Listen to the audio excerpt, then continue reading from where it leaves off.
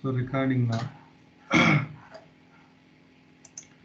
So I have taken one data set here, right? Housing price data set. To predict, the problem statement is to predict house price. So we will look at it maybe for 20 minutes. At a high level, I want to show you, and then jump back into the concepts. So just to connect the dots. Okay. So here I have taken this housing price data set, then looked into each column. Right, there is suburb, address, rooms, price. The purpose of the model is to predict the price. The price is the target variable, and all the other variables, all the other columns, suburb, address, rooms, method, type, seller, G, date, all these columns are input variables. So while training the model, we will take all these input variables as X and the price as Y, and then pass it to the model, the linear regression model or SGD regression model. So here we are using scikit-learn. sklearn is the scikit-learn module. Okay. So here I have looked into each and every column there and tried to understand a little bit theoretically and a business point of view. And then I looked into number of records in the data and the columns, and only the records which I've got um, nominal values in the target variable I have taken as the Y value. So there are many records there, but for some of the records, the target variable is not there. While training the model, you should definitely have the target variable. Okay. So I took 27,247 records, which have got a price in the target variable, and then now did some shuffling and all that, right? Data shuffling, because I wanted to get a proper sample there, and then looked into the head, how the data is, how data looks like. So if you look at this data, suburb is a categorical column. Okay, address is a text column.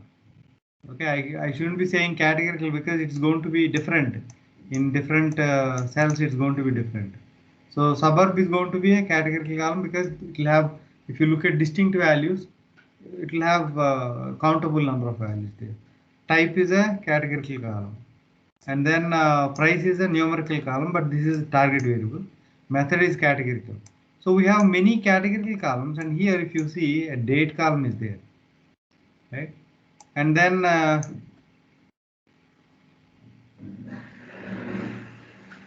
so postcode is there. The postcode is the zip code. So it looks like numerical column. Is this a numerical column? Zip code? Is this a numerical column? No, it's a categorical column. It's a categorical column. Even though it looks like numerical column, it's a categorical column, because if you look at distinct numbers in a zip code column, maybe throughout a country or a city, it is going to be distinct only. So it's a categorical column, but no need to worry because it's in numerical format. Okay, so numerical format is there, no need to worry. If the categorical column is like categorical, right, we need to convert it. So now our goal is to convert these categorical columns into numbers, and we have NaNs in some of the columns, so we need to fill those values with some appropriate values from the column. Okay, either it is dependent on other column, or from the same column you need to bring out some values and replace it. So when you look at the data using head, I got that idea. So there are nulls we need to fix, and there are categorical columns we need to convert to numbers, and there are dates we may have to convert the dates also to numbers. So how can we convert dates to numbers? If we take the minimum date, right, we are trying to predict price. So old houses generally cost less, and new houses generally cost more. From business we know. So how to know old house or new house? If you take a cutoff date, maybe minimum date, or maybe January 2010 or something like that. From that day till this date, how many days are there?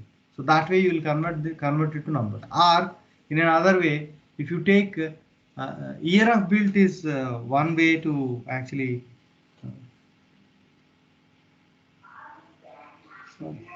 Year of date is one of the important features to predict target value. If we know the year of date, it will generally affect. 2016 house is built and 2020 house is built. The 2020 is going to be expensive, depending on SFT and other parameters also. But right, if other parameters are same, the year is enough. So if you extract year itself, that is enough. Or you can take a cutoff date and then take differences and convert it to numbers. So I am actually talking of data pre-processing. Okay. So by looking at this data, I have got these tasks.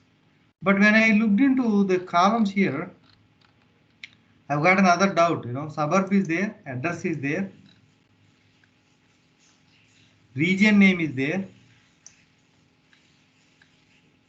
latitude, longitude is there, postcode is there, council area is there. All these are belonging to address only, right? Address, latitude, longitude, suburb, right? All these belongs to address only. Do we need that many columns, right? Do we need that many columns for address? That's the question, right? So when you look at the data, you will get some questions and some understandings are to make the data feedable to a machine learning algorithm. You will have some ideas. So now you need to do data analysis. Okay. So before we go to remove the columns, right? Generally, when we do exploratory data analysis, we try to fill missing values, and then we try to check the quality of the data. What is quality of data? Suppose that there is a bought year and sold year in the column, right? So bought year should be less than sold year always. If it is not like that, right, it's a quality issue, data quality issue.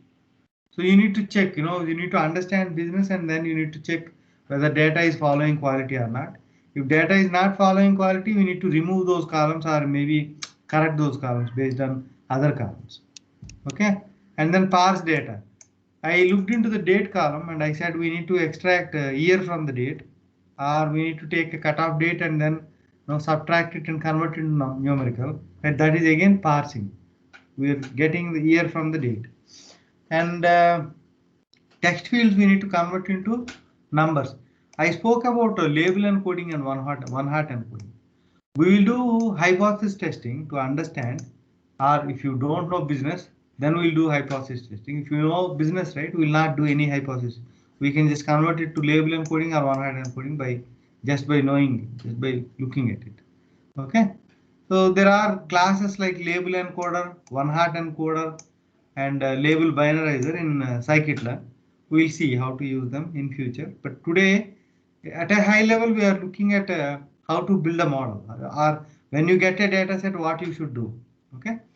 And then exploratory data analysis is the first thing you need to do. By looking at the data and the business and the problem statement, we will do analysis. Okay. So all these are common to every data set? No. It depends on the data set and the problem we are trying to solve. Okay. So derive, sometimes we have to derive new columns from the existing columns. That scenario is not there in this particular data set, but generally we'll have it in, generally there is a data set called as Titanic data set. Many people actually try to explain things using that. Okay. In there we'll have it. And then calculate percentages. How many nulls are there? If a data set, if a column is there where 90% of the data is nulls, can we replace the values of the 90% of the data?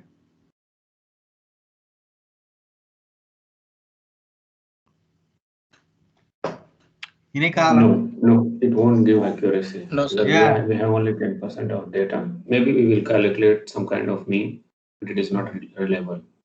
Yeah, it is not useful, right? And sometimes we may be able to do it, but in that case, right, the other column and this column may be strongly correlated, right?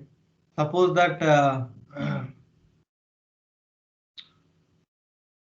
yeah, suppose that there is student data and age of the student and the class in which the student is studying.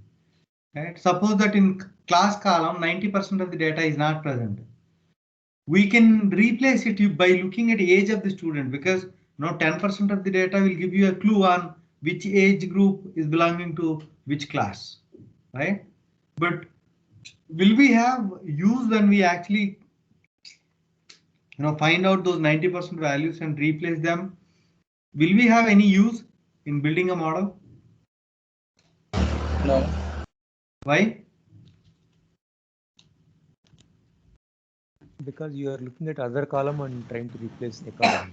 Yeah, So, this column and that column are strongly correlated, right?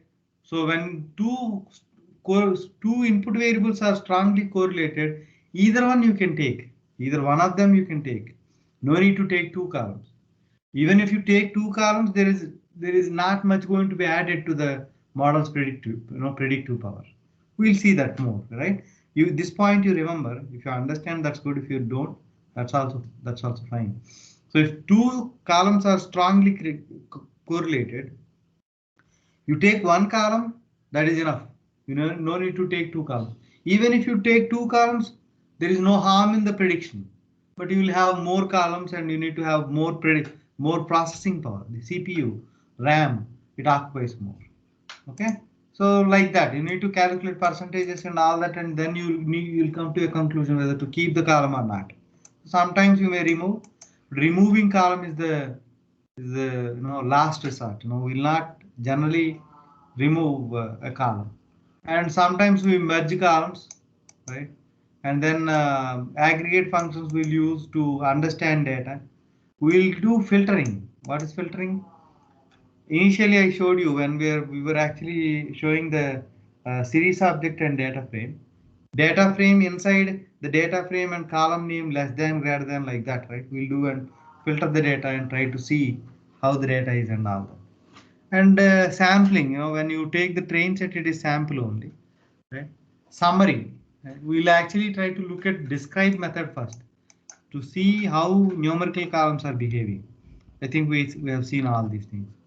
So when you get a data set, the way I am looking at is I looked at head and tried to understand how the data is, and based on that and the target variable we are trying to predict, I have some tasks in mind. The first tasks are to clean up the data, right?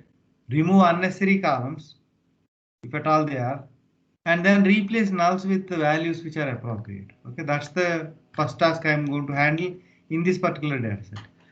Is that common to every data set? No, it depends on the data set to data set. Okay, it changes from data set to data set. So I have looked into the columns and I found that some of these columns have got nulls. And then, right, I looked into the question like council area, region, latitude, longitude, postcode, suburb. Do we need this many columns? Can we have one column to represent the total, all those columns? So that's the question. So generally, your house and your neighbor's house may cost the same if the dimensions are same. In an apartment, if two flats are there with both are two bedroom and same dimensions, cost price will be almost similar. So latitude longitude may not be needed because postcode actually decides the price of a house. So we can remove all the other columns and keep postcode only, theoretically. Do you agree? Do you agree? I am actually trying to remove all the other columns and keep postcode only.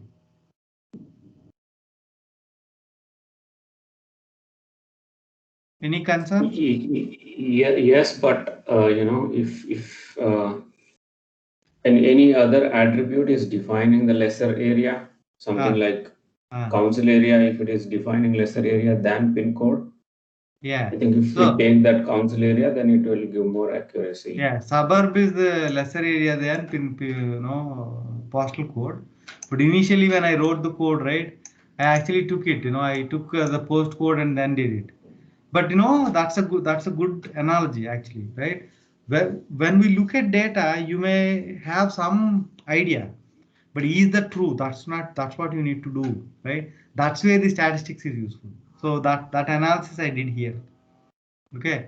I've taken the postcodes and suburbs, and then I grouped them, and then try to look at whether postcode and suburb, how the relationship is, right? For each postcode, there is minimum one suburb, but there are more than one suburbs. That means postcode is a superset of the suburbs. So suburbs will actually decide more accurately the price than the postcode. So by looking at business, you will have some ideas, but is that true? You need to understand. To do that, I actually grouped the data and try to understand. So suburb is the best feature to have, but initially when I wrote, right, I actually wrote like using postcode. So to see whether the postcode is affecting price or not, I actually did a categorical plot between postcode and price. What is it showing? It is actually, on the x-axis I have taken postcodes, on y-axis the average prices. Okay. When you look at this graph, do you see that price can be used to predict price? Sorry, postcode can be used to predict price. When you look at that graph, what is your idea or understanding?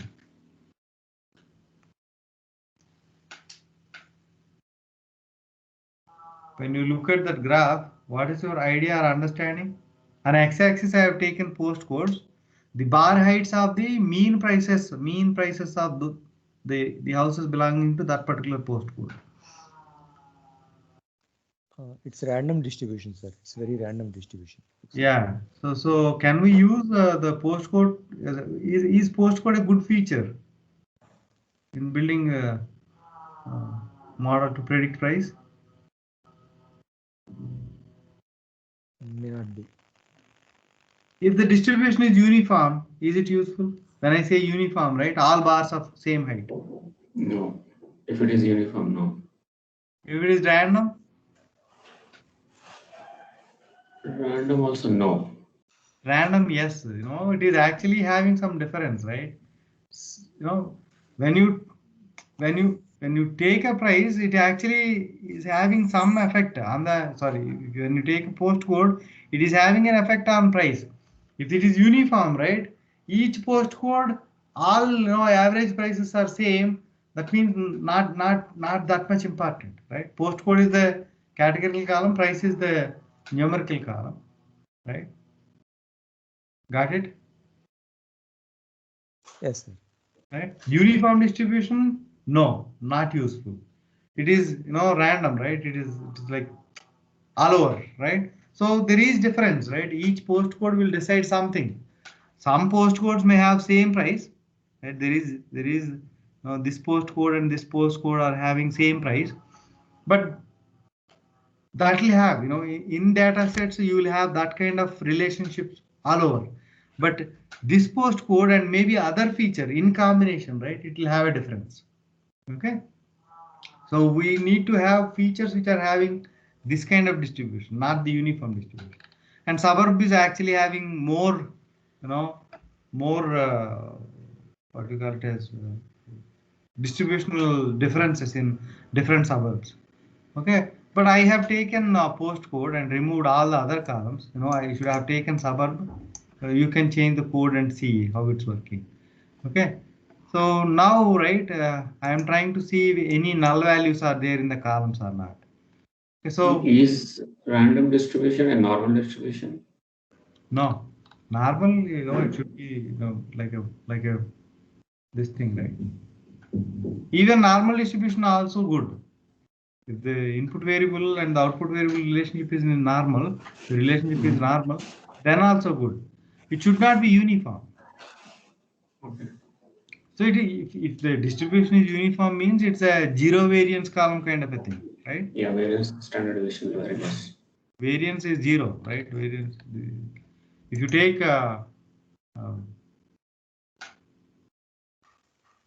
yeah, it's a uniform distribution means variance zero column. You think about it. Yeah, sir. Even if it is random distribution with central limit theorem, we can convert it into a normal distribution, right? That's another concept basically. That's like When you are actually trying to assess what is happening with the population, then you will actually take many samples and do that means of samples, and the means of samples are going to be normally distributed. Yeah. That is about inferential statistics. But here we are not trying to do inferential statistics. We are trying to see whether a feature is important in predicting the target variable or not, the price or not. Sure. The difference. That is, yeah. So I have removed the other column. So why are you removing other columns? When you are building models, the memory, right? The memory and processing power also you need to keep in your mind, right? You will not have too much memory. You will not have too much processing power. So as good, when you are processing, right? How many columns you can remove, or how best you can clean, that actually gives you more accuracy with less power. Okay, so I removed and then looked into the data and found that there are nulls in this bedrooms 2 column. When I looked at the histogram of the bedrooms 2 column, it is almost normal. So I have taken mean and replaced with the nulls.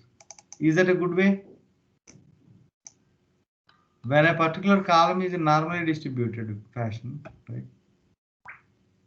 When a particular column's distribution is normal, I have taken mean and replaced the values in the values, replace the null values with the mean value. Is that a right approach? Yes, it won't affect this normal distribution. Yeah, it Even if won't you affect replace. normal distribution. Most probably, the missing values also may be close to mean, because if you look at this data, out of 27,000 records, around 8,000 or 9,000 records belonging to this mean three bedrooms. So sometimes it may actually corrupt the data also. Right? Sometimes for some records it may corrupt data also. But as a layman, this is called as dirty model building. You take the data, you just try to do simple analysis and try to replace values and build a model and see how it's working. When it is not working, you will come back and try to see maybe this is the problem, and try to take another approach, other route to clean up the data. Right? You can actually look into SFT area, right? And then maybe other features, and then also you can actually figure out the value here, right? Value of the null values, right? Wherever the number of bedrooms is null, you can find out by using other columns. You can actually generate some kind of a logic out of other columns and replace the value also. It will add some correlation after filling the data, but that's not going to harm your model predictability. It is not going to harm. Okay, but removing column is not a good idea. So what we did, we looked into the distribution. We replaced the null values with mean. How did I do it? Fill an A, and then I took the mean value and in place is equal to true, whatever. Okay, so this point is clear, right? I'm trying to replace nulls here, but this is a dumb way of doing, the null value replacement. Okay, there are more intelligent ways which are based out of other columns. You actually try to look at the relationship between this feature and the other features and try to come up with some kind of an equation. You do that when you have time. Generally projects will be like the AI projects will be of time 3 months to 6 months time frame. Okay, and then if you have to collect data, do labeling and all that, right? It will go lots of time gets wasted in that data collection and labeling and all that stuff. What is labeling? Target variable. Okay, sometimes data will not have target variable. You may have to do target variables there. Find manually place the target variables there. Okay, so I think you got it. Okay. And then second column where nulls are there, I looked into it and it is not normally distributed. Okay, it's a right skewed data. Okay, here also we can take mean, but I took mode here, I think, because out of total data, 9,000 records belonging to some one particular value. So I took mode. And then next column also it is not proper. I should have taken mode here, but I have taken median. When distribution is random, right? Random, the distribution is not having either normal distribution or most of the values are not focused in one area, we generally take median and replace. So the use of the mean median mode and not, the data distribution check. What is distribution? This many houses belonging to this date, this particular number of bedrooms, or this many houses belonging to this many number of whatever, right? So that's how I did it. And I have land size, another feature. When I looked into the histogram, right, it looked like this, right? So when you look at this graph, there are some numbers here, but there is gap. We never bothered about it because we have found something here and we just took median and did whatever. But if you look at this graph, right, there is a big bar here and there are numbers here and they are all empty. Why did that happen? Can you guess why that happened?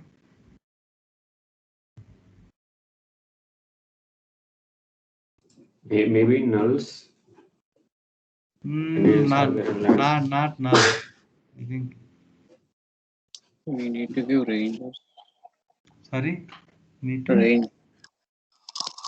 Ranges we need to go specifically. So yeah, the ranges may actually work, but why that this much? I said that there are 27,000 records in the data. Maybe I would have split it into train test. Even if I split into 80%, yeah, around 2,000 records are missing here. You see this, right? Around 14,000 records it is actually showing count. It should actually come 27,000 total count, right? Or maybe even if I took 80% as the train set, it should have given 16,000, right? And there are numbers, unnecessarily numbers. Now the point is, there are records belonging to this particular count, this particular land size, but they are very low. The count is very low. The bar height is not visible here. Did you get it? Suppose that the bar height is not visible for other land sizes. Suppose that there is 20,000 SFT house, a house in 20,000 SFT. Okay, only 10 houses are there. 20,000 SFT houses, 10 houses are there. You see the scale on y-axis, it is from 0 to 14,000. On a 0 to 14,000 scale, 10 houses, number 10 is going to be where? Number 10. It's very nearer to 0. Yeah, it is like, you will not be able to see the bar, right? So, getting it right. The scale is very important. When you look at the scale, there are bars here which are not visible. Okay, this height of the bar is 14,000 units. If there are 2 units, 3 units, 10 units, 100 units, even 100 units are also going to get stuck with the x-axis. So when you look at, if graph is looking like this, then you should be looking at the y value and thinking about that. You need to keep that in mind. So to see the clear pattern, what we can do is, it looks like there are land sizes which are too big and too small. So I actually applied describe on the data. So why this happened like this? Why this graph came like this? I'm trying to analyze and see. So describe method will show you there are 14,353 records, total records, right? Without nulls. Okay. And then the mean is 570. See, this maximum is a big number. And if you look at 75% and 25% and minimum, there is a 0 land size house also. Can we have a house with 0 land size? The video is actually stuck. Oh. Let me stop my whatever. Can you see the screen now? Now it's scrolled. Right?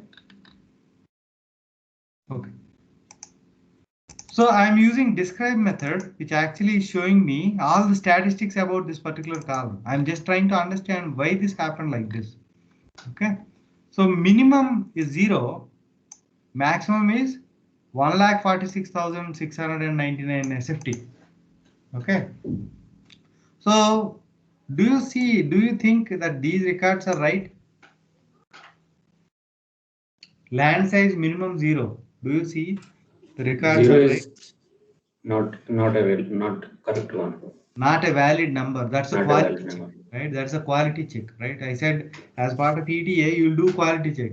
So if you see the 0, how to replace that 0 value with some appropriate number? Mean. Maybe mean is one approach, right? The second approach is look at the similar houses, the SFT area, right? So if SFT area is 1,000 and the land size is maybe maybe 1,200 SFT, then you can actually take that value, or maybe all those group the data in such a way that all the similar properties will come into a bucket, and then take the land sizes and take mean of it and replace it. Got it? There may be 2-bedroom houses, 3-bedroom houses, 4-bedroom houses, and 5-bedroom houses. Okay, so 2-bedroom houses will have a different mean land size. 3-bedroom houses will have a differently mean land size. 4-bedroom houses will have a different mean land size. So you take means of all these different things and try to replace appropriately. That's another way. Got it? So try to reduce as much error as possible while replacing nulls or the quality violations. Okay, so 0 is not valid. How many houses are there with land size 0? 1,540 houses are there. Okay, if you try to take this kind of data and you build a model, right, the model will not work well. Okay, so I'll show that example also in a moment. And 75% means third quartile, right? Quartile 1, quartile 2, quartile 3, right? So third quartile 664. Okay, and between third quartile and the maximum there is a lot of also be a wrong data or an outlier, we call it as. If you try to do box whisker plot, right, for this particular column, it will actually give you a. Let us try to do that. I don't know. This is on website, right? We cannot do it. So if you try to do a box whisker plot, right, it will show some of the values as outliers. Okay. So because that the mean, and it will actually do that quartile 1 minus 1.5 into quartile 1 and quartile 3 plus and whatever, right? So and it will find these things are outliers. Okay, outliers means they may be mistakes. Okay, so I am doing some more analysis here, and how many greater than 656? There are around 3,778 records which are having huge land size. Okay, and then there are 219. Why 219? I think 220 I should have given. I don't know why I gave 220. So there are houses with less less than the first quartile also, and less than 0 land size, less than 0. Okay, 0 number of records, right? This is rows and columns, right? So there are no negative land size. That's a good news. Okay, so this is all quality check we are doing. So I am trying to take the records with no nulls and land size greater than 0. This is valid data. Do you agree? I'm actually filtering data here. Do you agree? This is valid data. Right? Whatever these 12,813 records, they are all valid data. Right? May be valid because there are records with too big of a land size, right? They may not be valid, but this is the filtering I did. And then what I'm doing is I'm applying log transformation to the data. Sometimes you have to do log transformation to data to shrink the data, the magnitude of the maximum number. If you apply, what is log 10 base 10? Do you know? Log 10 base 10? 1. 1, right? Log x base y is equal to log x by log y. So log 10 base 10 is equal to log 10 by log 10 is 1. Log 100 base 10?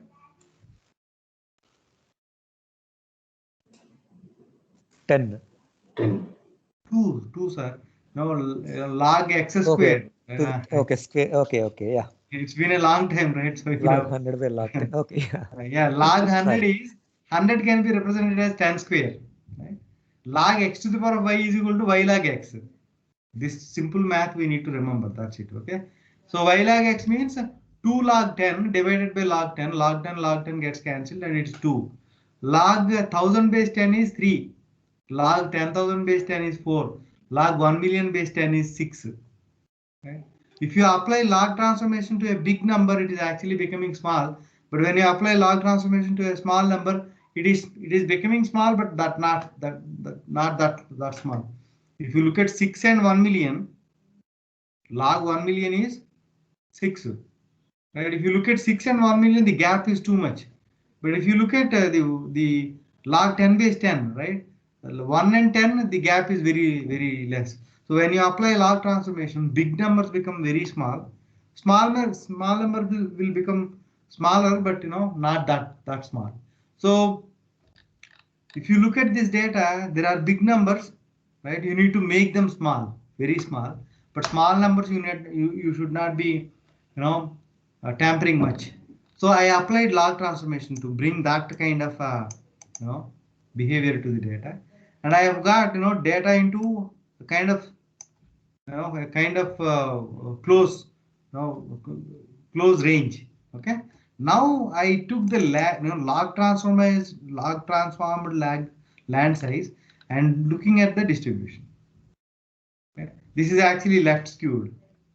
Okay, left skewed. I can take actually mode here, but I took mean and then replace the values, and I am using log transformed data only, because if you take the original data, the variance is too high and there are errors also. I did not correct them. Okay, there are errors and the variance is too high. So to make model a little more, the model understand or bring out a relationship between the land size and the price, I actually applied log transformation using that. Okay, when you apply log transformation, the data's range is reducing, the variance is reducing. That way, the input variable is going to be more stable in predicting the target value. If you have too much variance also, it may actually cause damage to the model. Okay, got it? What I actually tried to do here. When I looked into the histogram, I found I suspected some problem here. Okay, so I actually did analysis on whether my suspicion is correct or not. It actually came out true, and I actually applied log transformation to reduce the variance in the data, and then looked into the graph, and it actually is left skewed. I took mean and replaced the nulls to make the more records valid, right? And then zero records I did not handle. I think zero land size I should have handled, and maybe I should replace zero records also with mean. I did something here. Land size apply is equal to 0. Okay. Okay.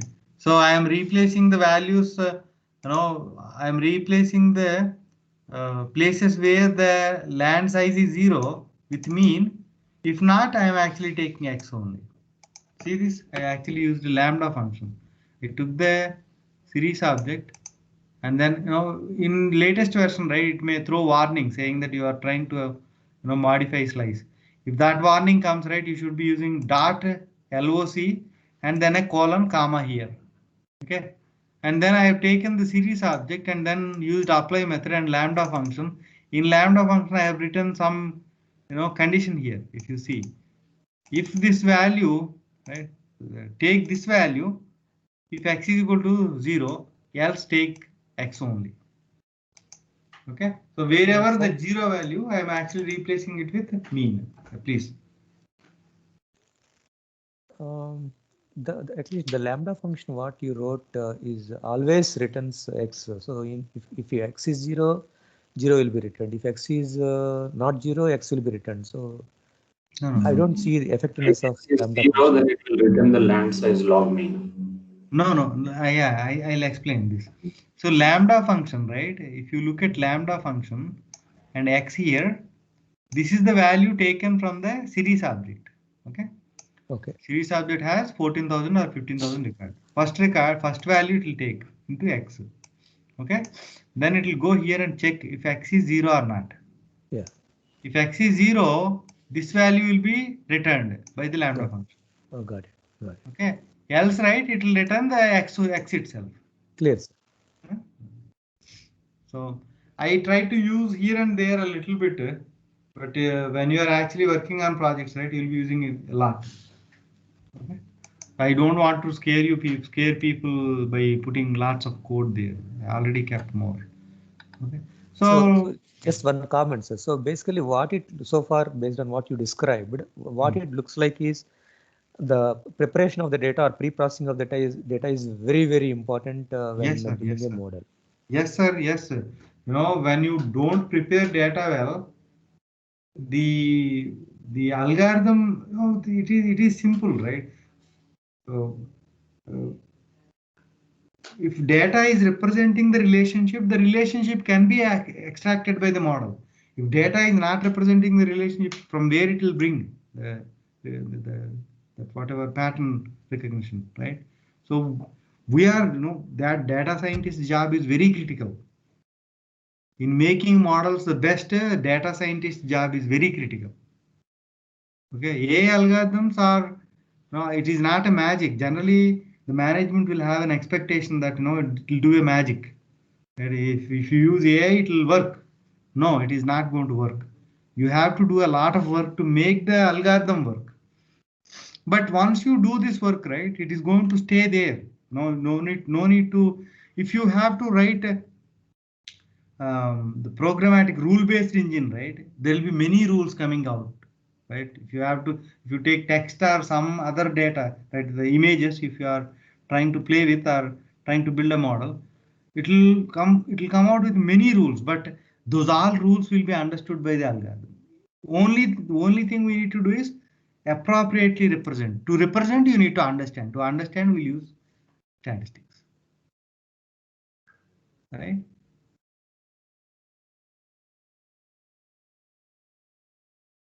Got it, right? Yes, sir. So this is very crucial in any project.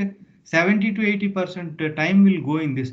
I'll show you. Maybe I need to be on the Unix machine to show you. We are working on one of the projects to detect speed of vehicles, and we are working on it for last 3 months. Still, we are doing data collection and labeling only. We did one round of data collection from IIT Hyderabad and IIT Chennai, and we did labeling. We trained model. We thought it is working, and we know the client has set up a camera, and on live camera when we are trying to work on it, right, it is actually working 80% only. Some frames are missing. Sometimes it is not able to capture the car and all that. Again, we are taking data from the camera, the setup camera, and then we are actually labeling again. So we actually did around 5-6 rounds of data collection and labeling. Right, we are in the last phase of doing it. So for 3 months we are doing the same thing, right? Model building activity is maybe 1 or 2 days. Maybe for these 3 months, right? Maybe we would have done 10 days or maybe 12 days of model building activity. Rest is all data collection and labeling. Okay. So when you are building teams, right, in your organizations, you should have two levels of people. One who actually knows AI but may not be able to work on huge modules. May be able to do some data cleanup activity and labeling activity kind of a thing. The person should have AI knowledge to do labeling also.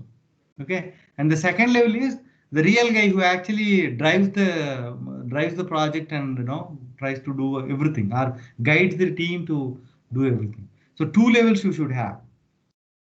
I think you are getting it. It is like, in a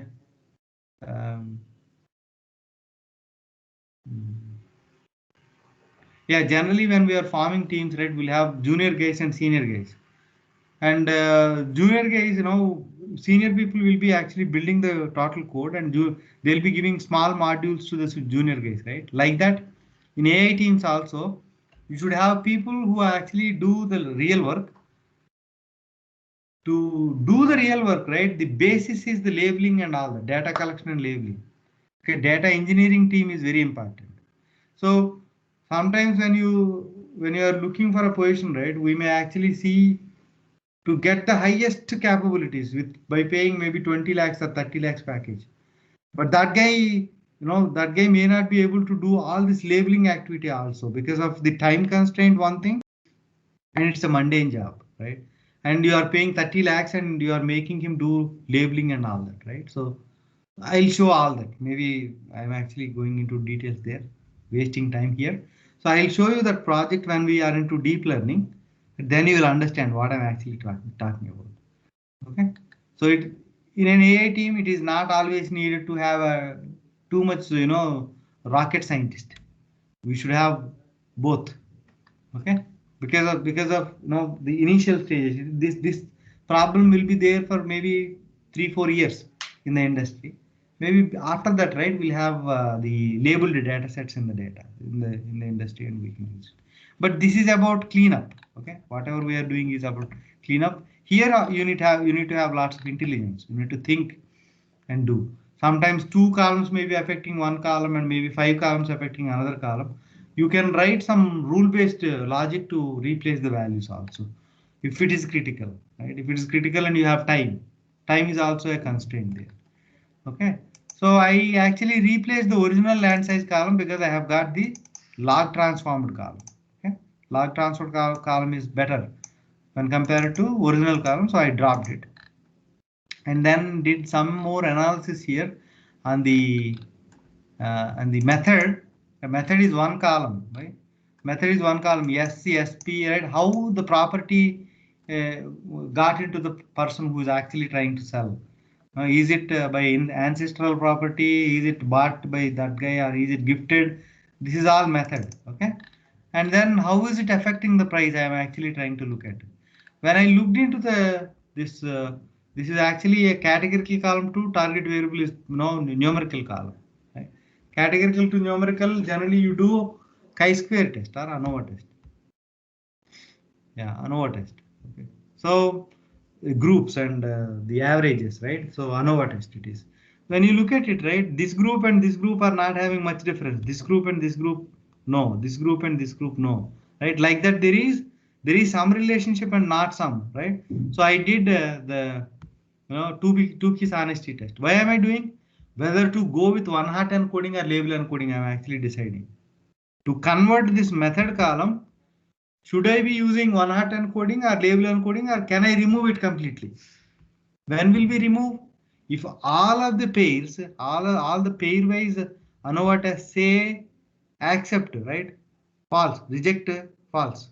Right? If all are false, right, you remove the column. If some are true, some are false, you do one hot encoding. If all are true, you do label encoding. Generally, most of them are true, so you can do label encoding.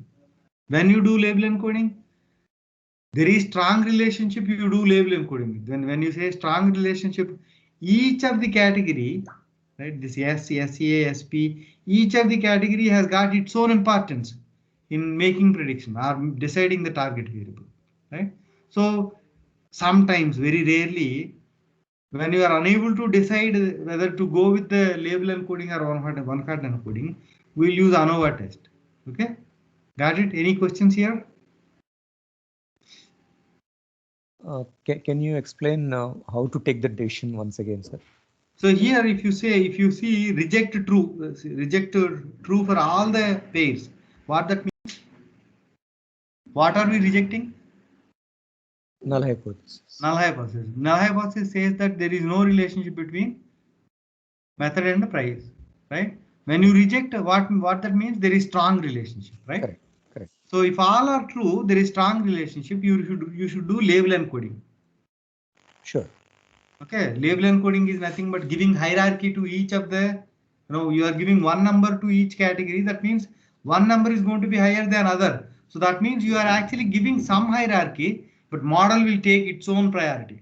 That I'll come to that later. But the point is that you can assign hierarchy. When you are assigning hierarchy or number to each category, that is called as label encoding. If all are false, what that means? Reject false. Null hypothesis. Accepted. Null hypothesis is accepted. All pairs are accepting null hypothesis. That means what? Those two are not related. No relation. Independent. So you can remove this column. Method column is not useful in predicting the target variable. Okay. So if it is in between, right? Some are saying true, some are saying false. You don't know whether to remove it or keep it and give hierarchy. In that case, you do one-hot encoding. Sorry, one-hot encoding. One-hot encoding means for each category you will create a column and give same weightage. Same weightage means 1 if the record belongs to S, 1 if the record belongs to SA.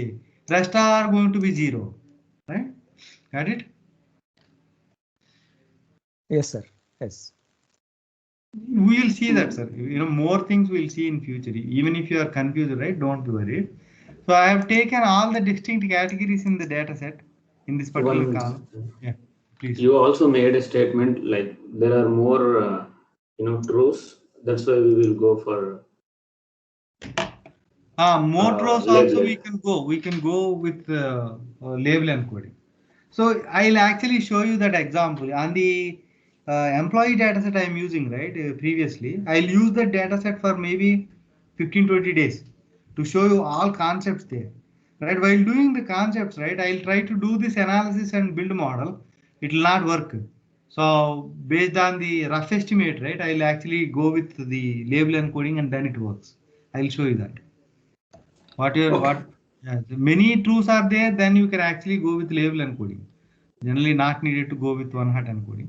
But I am trying to show you theory here, right? So when you are learning, you should actually go into all these things and come back. So while working, right, you will have clarity, right? Mistakes and all that. So I have taken all the categories from the column and then converted my column into categorical column. We need to do that to actually do one-hot encoding or label encoding. In pandas, if you have to do one-hot encoding, you will use get dummies, a method. In statistics, we call it as dummy variable creation. We are creating dummy variables here, dummy features here, right? Variable is nothing but feature, right? For each method, each category, we are creating one column and then see this one-hot encoding. This record belongs to VB. This record belongs to SP. This record belongs to VB, like that. Okay, that is one-hot encoding. So I actually, while doing one-hot encoding, right, I said drop first true. I'll talk about this again, maybe after 4-5 days. When I say drop first true, right, when we have 1, 2, 3, 4, 5, 6, 7, 8, 9, 10 categories in the data, when you do one-hot encoding, we should get 10 columns. Do you agree? When we have 10 categories in the data, we should get 10 columns in the 10 new columns in the data set. Do you agree? Yes. Yes. But if I say drop first true, right, I'll get only 9. Why? Because if all are 0, that means what? I have only 9 columns and this column is not there. If all are 0, what that means? In a record, all these 9 category values, 9 categories, cell values are 0. That means what? The record belongs to NA, right? In that particular record, NA is there. Suppose that male and female are there. Do we need to create one-hot encoding 2 columns, male and female? If it is not important in predicting target, or we don't know whether it is important or not. Should we create 2 columns or 1 column is enough? Male and female, gender. Maybe 1. 1 is enough, right? If I say 1, female one, that means it is not male. If I say 0, it is male, right? So like that it is. Even if you have 100 features, you can create 99, you can ignore one. Okay, that is one logic. There is another concept called as dummy variable trap in linear regression algorithm. When I explain linear regression algorithm, right, I'll explain that. Because of that, I used drop first is equal to true. That's how I converted data here. So I did many things, right? All that thing, I tried to look at sellers and top 100 sellers in the whatever that city, and then try to look at the relationship, and then did label encoding whatever. To do label encoding, there is some code. I'll show you all these things clearly. We are actually looking at them at a high level because we looked into lots of statistics, and we are going to look into lots of machine learning and deep learning. You need to have connectivity, you need to have some understanding, right? If you know where you are going into, the terrain, right, it's going to be easy for you to follow and connecting dots. So I'm actually trying. Don't be worried about code here, okay? It is about the concept, where I am using statistics and how am I approaching the problem. Till now, what I did, I cleaned up the data. Now I splitted the data into X and Y, X train and Y train. And then I use a linear regression algorithm and fitted. Right? When I say fit, right, either it is OLS or linear regression or deep learning, fit is the method which actually builds the model. When I say builds the model, it forms the equations, solves all of them, and finds the equation, final equation. In the model, you will have it. I predicted. Okay. Now I am actually calculating R square score. What is R square score? How much the value should be to say model is working?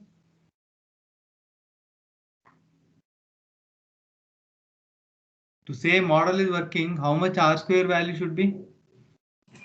Nearer to 1? Near to 1. Or Right? -1 is not there. Nearer to 1. It is the R square score value is going to be between 0 and 1. 0 and 1. Right? If it is close to 0, model is not working well. It is close to 1, model is working well. If you see here, is it working well or not? We can't decide kind of We stuff. can't decide. Model is not working well. Generally, when it is closer to 1, right, it is working well. It is not close to 1, it is not working well. This model is called as weak learner. No? When the model's accuracy is close to 50%, then the model is called as weak learner. We need to analyze, right? Till here, what we did, we looked into the data, we cleaned up the data, we made the data ready to feed into the model, converted all the data into numbers and all that. We built a model and found that the model is unable to understand. Now we should see why the model is not understanding. Right? If you look at this complete process, right? We collected data, statistical data, data pre-processing, applied model. But if you look at this flow chart, right? We built a model. We looked at the accuracy. It is not working. We are coming back and try to see where the problem is. Okay. So this is all an AI engineer or data scientist job. Okay. So I am calculating error and trying to see. So look at some graphs. We'll see these graphs and all that tomorrow. In the linear regression assumptions, we'll get these graphs, and this is what one of us actually asked a question: how to find relationship between all input variables and the output variable. Right? Initially, when we looked into the bar graphs, we univariate analysis we did. Then we actually looked into correlation, chi-square, and ANOVA test. We did bivariate analysis. With the linear regression algorithm, you will do multivariate analysis. Multivariate analysis means all input variables, how they are related to y. If you know, then you can choose the appropriate algorithm. The algorithm is not appropriate. That's where it is unable to understand where the problem is. Is the problem with the data or the algorithm? We'll do analysis.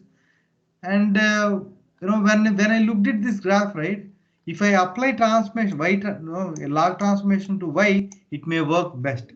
That's what I got it. So why this is, I'll explain tomorrow. In a nutshell, right, if I have to explain, if you think that on x-axis it is all x values, right, all x values, it is not just, okay, there There are around 20 columns. All 20 columns if you put on x-axis, and the error on y-axis. For different x values, there is negative error and positive error also. Do you agree with the statement I made? Suppose that on x-axis you have all input features. On y-axis, error. What is error? Predicted value minus actual value, or actual value minus predicted value. Okay. So for different x's, there is a huge negative error and huge positive error. Do you agree? Do you understand my statement?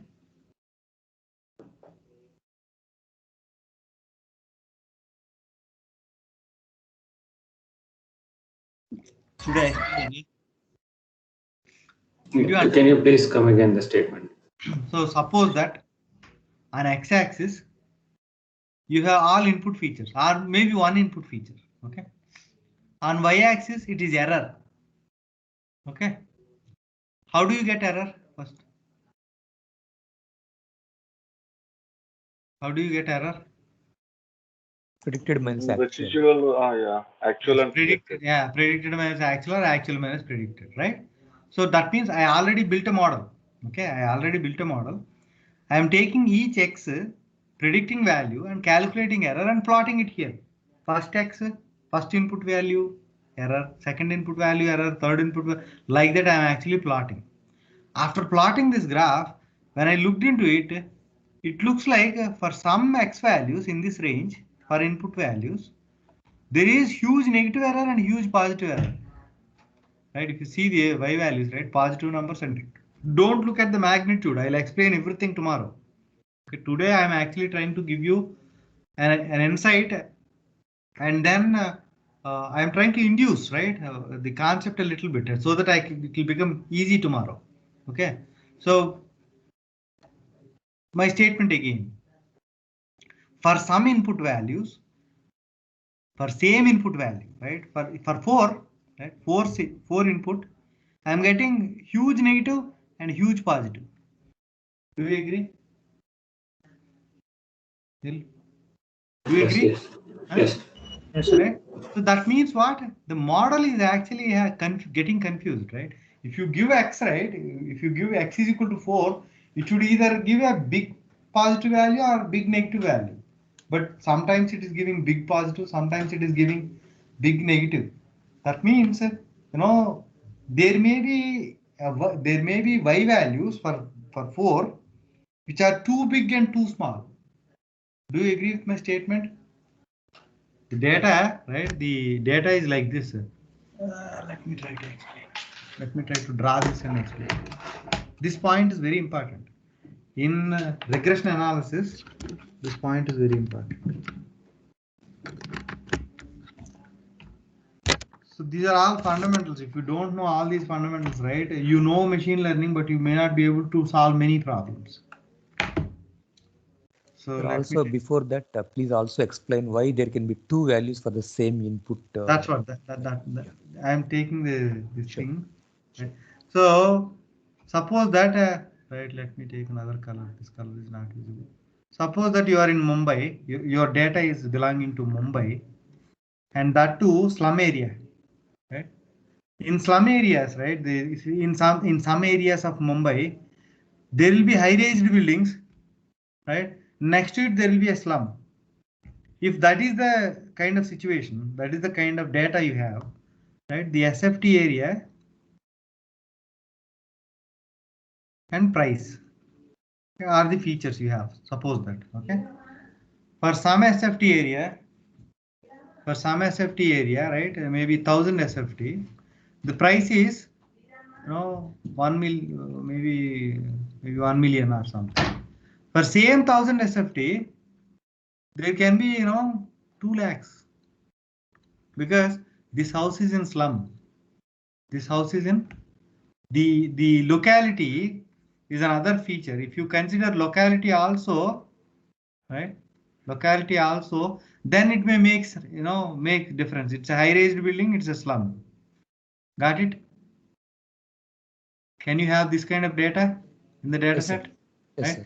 This is the kind of data. So when you built a model, right, for the same X, it may actually predict average value kind of a thing, right? Maybe 500,000 it is predicting. For this also 500,000. When you take the error, right, this is a predicted value. Thread I will put. Right?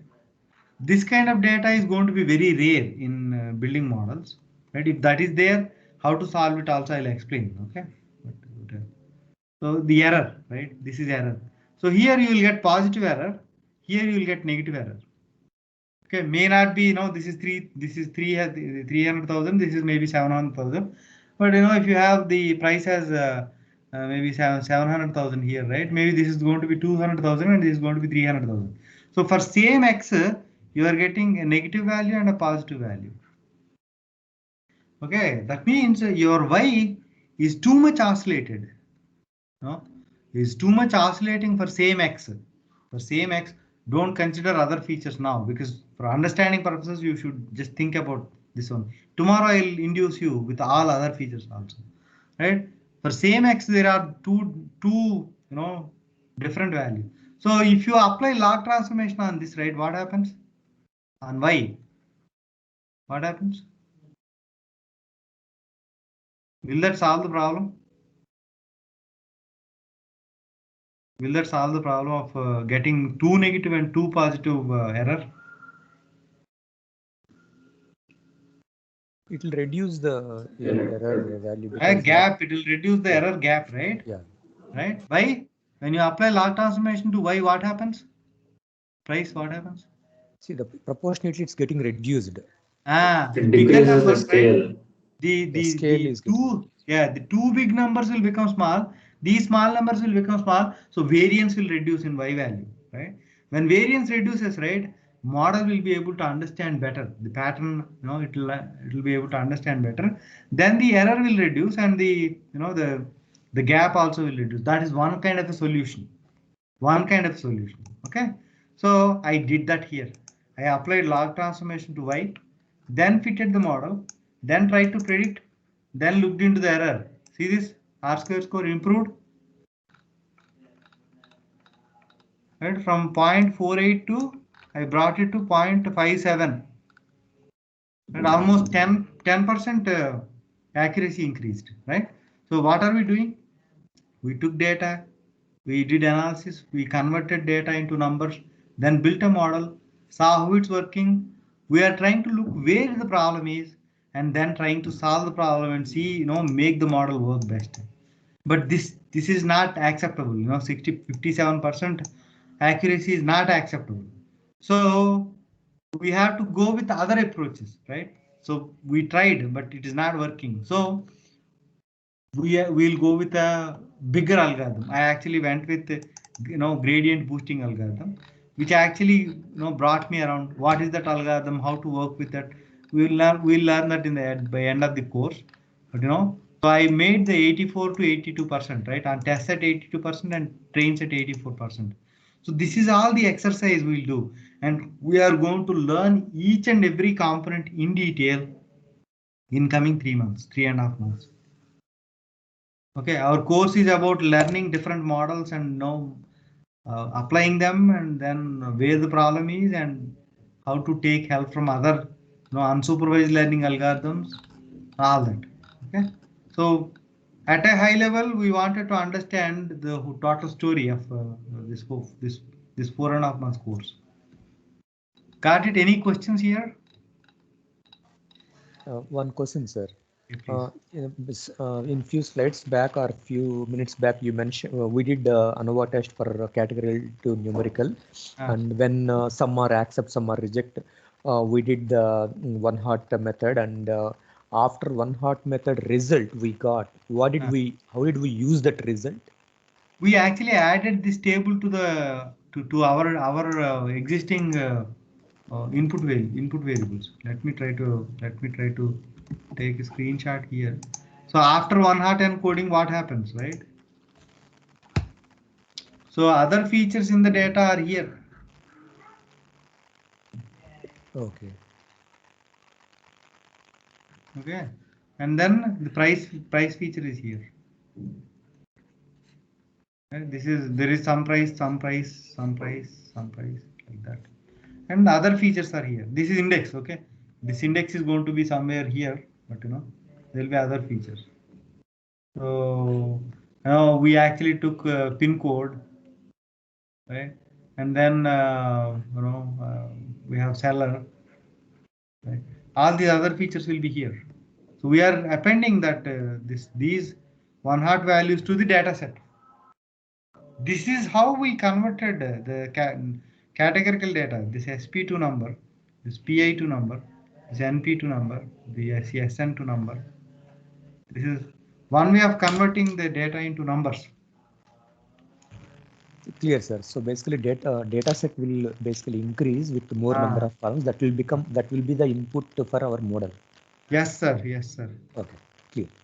So our main goal is to understand data and convert it into numbers.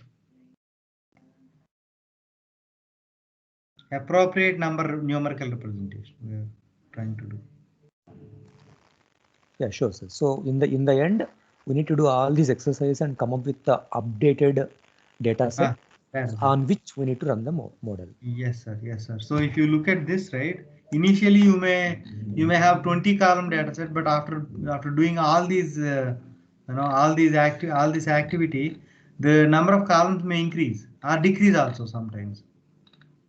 Okay, so see this, we added this many columns to the data set. We may have removed 4 or 5 but added more, so the number of columns will increase. Okay, clear, sir. So I'll make one statement before we leave, right? We did all this pre-processing and we passed that pre-processed data to the algorithm, right? Pre-processed data, this X is pre-processed data, right? In production also, when you get a record, you get in a raw format how the data set is. Right? In production, you get data in this format. Okay. To feed that into algorithm and make prediction, you need to apply all these transformations and then feed it into the algorithm. Then only it will be able to predict. Did you get the statement? Yes, sir. Yes. Yes. Right. So that is one point we need to remember. We'll be doing this. We'll be doing all these things. We have lots of time, but I try to show you everything, from beginning till end in a single shot. I thought I'll be able to cover it in half an hour, but it's more than. But I think you got clarity, right? Yeah, I have one question. Yeah, please. When we are